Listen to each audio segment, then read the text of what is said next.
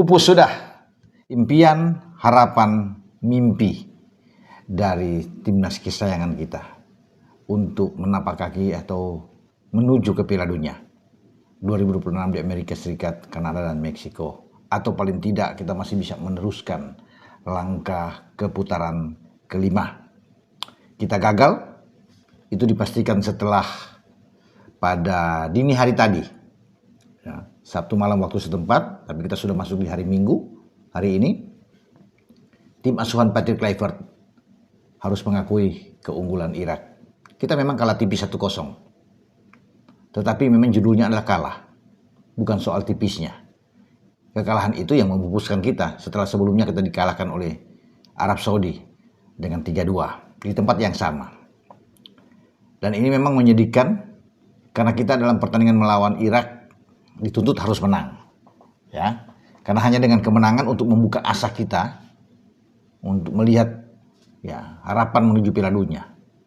Atau walaupun kita masih bisa melangkah ke putaran kelima, tapi akhirnya itu tidak dapat. Gol sematawayang Irak yang diciptakan menit 76 oleh Zidane Iqbal, rekan setim dari Miliano Yonathans dan Ivar Jenar di FC Utrecht ini, memastikan kemenangan Irak yang nantinya akan bertarung dalam pertandingan hidup mati tentunya, memperebutkan tiket menuju ke putaran final Piala Dunia 2026 pada tanggal 14 yang akan datang. Dan tentunya bagi Irak kemenangan ini disambut dengan luar biasa. Pelatih Graham Arnold bergembira sekali. Ya, mereka memang susah payah untuk bisa mengalahkan kita. Ada satu kesempatan akhirnya dimanfaatkan dengan baik oleh Zidane Iqbal, membuat Martin Pas ya yang berusaha untuk menjangkau bola, teman-teman sudah pasti menyaksikan, gagal dan dia agak mencak-mencak, marah-marah karena tidak bisa menutup pergerakan dari Iqbal. Di sana banyak pemain kita juga yang ada di jantung pertahanan, ada Rizky Ridho tentunya, ada Kevin Dix, banyak, ada Jai, semua di situ. Tapi akhirnya individual dari Iqbal ini yang dengan tembakan kaki kiri ini mengingatkan gol balasan Arab Saudi ketika kita unggul penalti dengan Kevin Dix, dan kemudian Saleh bisa menyamakan kedudukan ya dengan gaya seperti itu ke pojok kiri gawang Martin Pas. Ya, Ichas juga marah-marah dengan gol ini, tapi sudah terjadi, teman-teman. Ya, Patrick Kluivert di akhir pertandingan menitikkan air mata, menangis. Tentunya ada penyesalan di sini. Tetapi itu harus diterima dengan jiwa besar. Ya. Sudah sampai ke fase ini saja sudah bagus sebenarnya. Kita bersyukur ada di putaran keempat. Cuma momentum ini kita tidak mampu memanfaatkan dengan baik di saat peluang itu ada. Sejak di putaran ketiga sampai kita melangkah ke putaran keempat. Ya, banyak drama-drama yang terjadi tentunya. Ya, dengan pemecatan STY diganti dengan Patrick Kluivert, banyaklah hal-hal seperti itu. Kemudian ada kontroversial di Bahrain ketika kemenangan sudah di depan mata kita. Ya, di putaran ketiga akhirnya gagal karena wasit Ahmed Al-Kaf dari Oman menambah durasi waktu. Kalau kita menang, seandainya di sana itu peluang untuk bisa lolos, ya itu bisa kita dapatkan. Apalagi setelah dari Bahrain kita bisa menang melawan Cina, itu akan lebih bagus tentunya.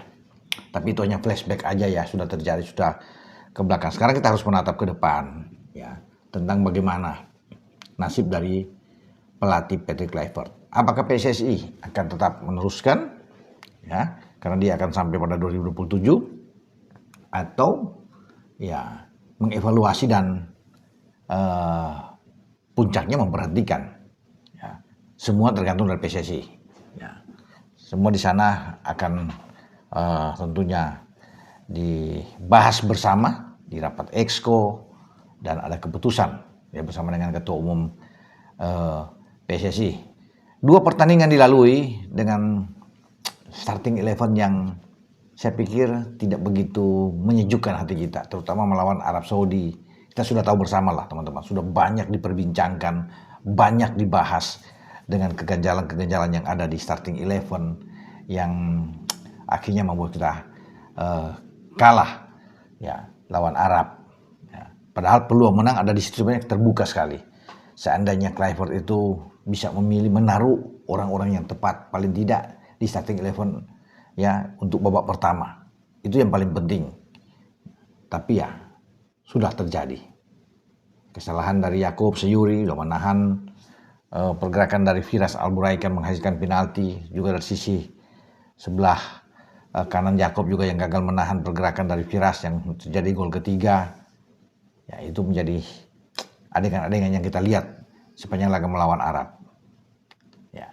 Kemudian starting 11 melawan Irak. Ya. Sebenarnya sudah membaik. Sudah oke, lini tengah kita lebih bagus. Ya. Tapi lagi-lagi oleh tidak dimainkan dari awal. Saya tidak tahu apakah keputusan ini dilakukan dengan mendahului Mauro Silstra yang sebenarnya belum begitu bisa beradaptasi dengan tim yang ada sekarang. Kalau toh Ole masuk di babak kedua, ya menggantikan Mauro, lebih baik dia masuk di babak pertama aja. Babak kedua dia diganti. Tapi yang kita perlu adalah bagaimana Ole bisa menciptakan peluang dan menghasilkan gol. Karena itu yang kita nantikan dengan Ole. Starting 11 di depan juga kita bisa melihat ya, ada Eliano Reinders bermain di sana. Juga ada Kakak Ricky Kambuaya juga ikut bermain dengan Mauro Silstra.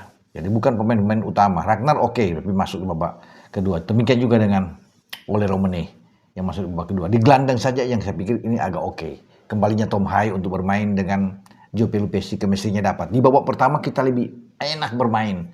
Luar biasa penguasaan bola kita tinggi. Ya, walaupun belum ada on target di antara kita dan Irak, tapi kita banyak menembak dengan 6 tembakan. Ya, tapi di babak kedua ya tidak bisa bikin apa-apa. Dari 9 tembakan kita hanya 1 on target. Dari Kevin Dix yang membuat on target itu.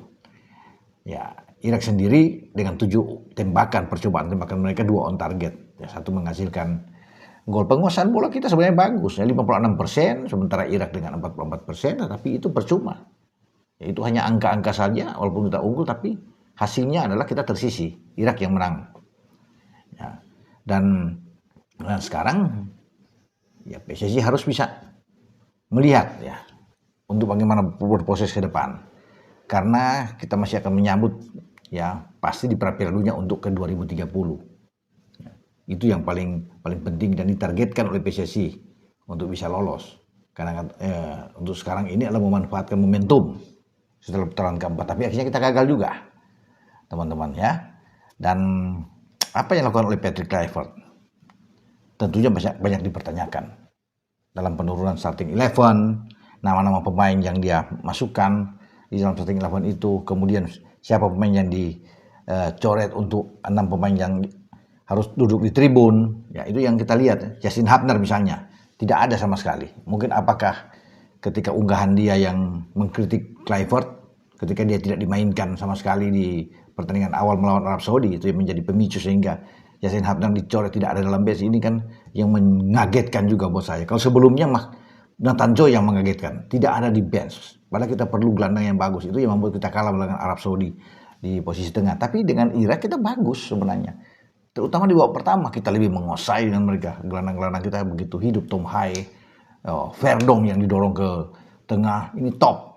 Ya, kombinasi 3 pemain dengan Joe Pelupessy. Itu yang membuat Irak tidak berkutik sama sekali, walaupun mereka punya Rezan Razat yang dimainkan, ada Kevin yang Yaakob juga ikut dimainkan ya, Ibrahim Bayes yang ada di sana, tapi itu tidak mampu. Nanti di babak kedua kita nampaknya mulai kendur ya, menurunkan tempo itu menurun dan Irak mengambil alih permainan di babak kedua untuk bisa memaksakan adanya gol sebelum ada gol di menit ke-76 dari Iqbal ya. Dan tetap bermain dengan 4 back.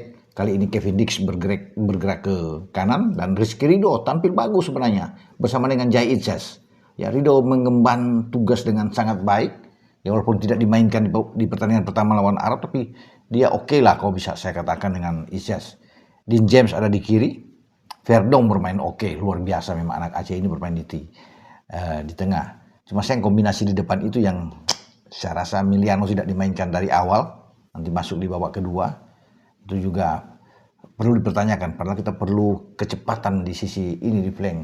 Mumpung babak pertama kita lebih menguasai dan peluang itu ada, memang harus digeber sejak babak pertama ya. Tapi di babak kedua kelihatan kan menurun sekali.